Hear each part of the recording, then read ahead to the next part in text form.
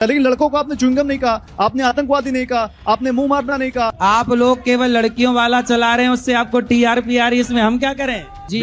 अनिरुद्धाचार्य जी, अगर आप कुछ गलत नहीं कहते तो बार बार माफी क्यों मांगते? तो आपकी बात का गलत मतलब निकाल रहा है वो राक्षस है। वो आप ही करा रहे हैं, लड़ा रहे हैं, शकुनी मामा वाला काम आप ही करा रहे हैं। मैं इस बात को समर्थन नहीं देती हूँ, क्योंकि यदि आप आपके पति को कोई पराई औरत देखने लग जाए तो वो आपके घर ही को तो बिगाड़ रही है। नारी नरक का द्वार है। बिना तथ्यों की जांच के आप कुछ भी बोल रहे हैं। कुछ भी नहीं बोल रहे हैं, आपको प्रमाण दे देंगे इस बात का। क्या प्रमाण है? झूठा साबित करने पे लगे हुए हैं। ये कैसी पूजा है अनिरुद्धाचार्य जी की? आप पूजा भी करते हैं और फिर नारी को ही नारी के सामने खड़ा कर देते हैं। मुंह मारना संस्कृत के किसी शब्द में नहीं है। आप मुझे दिखा दीजिए किस वेद में ऐसा लिखा है।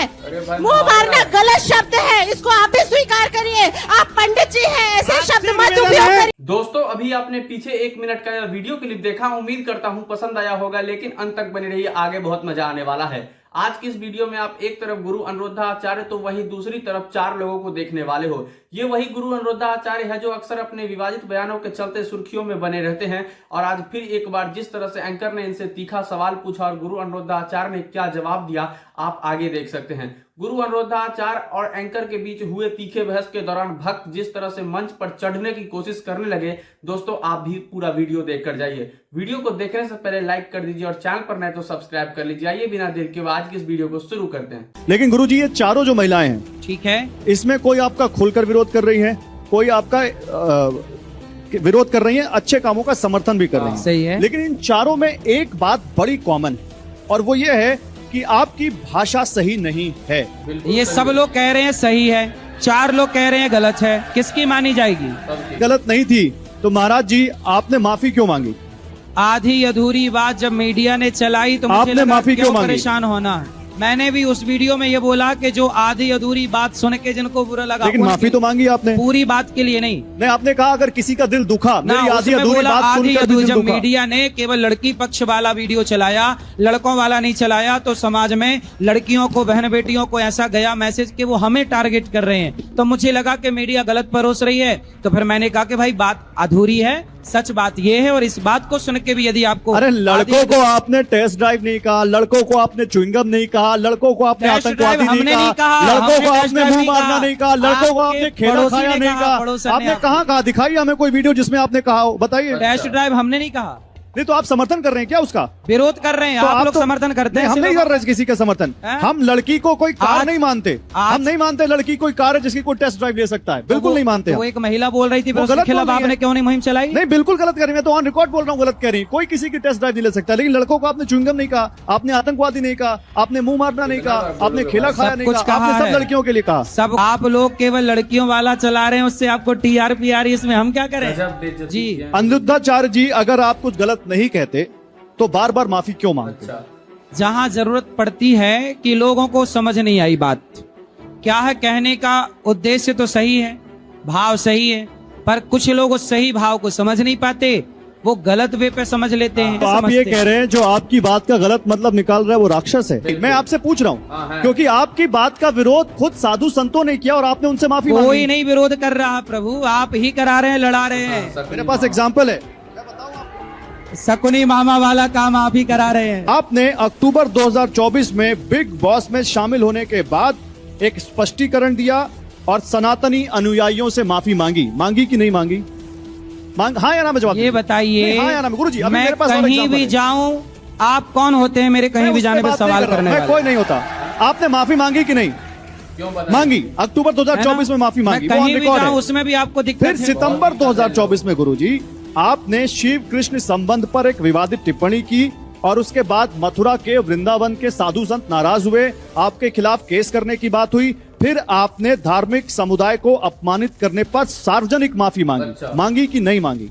जो मेरी बात नहीं सुनते, पूरी आधी अधूरी बात। देखो कुछ लोग समाज में होते हैं जो केवल झगड़ा करने बैठे हैं, तो जो झगड़ा करने बैठा उनसे क्या मुंह लगे बताइए आप। जुलाई 2025 में 25 साल की लड़कियों पर जो अभद्र टिप्पणी की, जिस पर अभी हम बात कर रहे हैं, उस पर भी आपका एक वीडियो आया।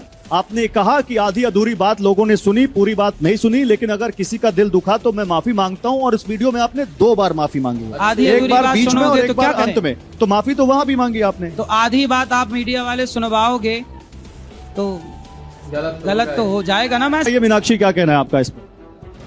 मैं इस बात को समर्थन नहीं देती हूँ, क्योंकि यदि आप इस आपके मंच से पति को कोई पराई औरत देखने लग जाए तो वो आपके घर ही को तो बिगाड़ रही है। यही तो कह रहे हैं। गुरुजी, तो क्या आप चाहती हो?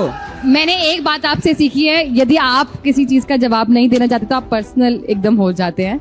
मैं आपसे एक बात कहना चाहती हूँ, पर्सनल नहीं इस होता, बात से मैं एग्जाम्पल इस पर्सनल बात देके से समझा देता हूँ इस बात ताकि- से मैं इसलिए सहमत नहीं हूँ, आप बात सुनिए, इस बात से मैं इसलिए सहमत नहीं हूँ क्योंकि आप इस मंच पर, इस गद्दी पर बैठकर आप लोगों से ये बात कन्वे कर रहे हैं, आप लोगों को ये बात पहुंचा रहे हैं, तो इस समाज में, परिवार व्यवस्था में ये बात फैलेगी कि हाँ ऐसा होना चाहिए।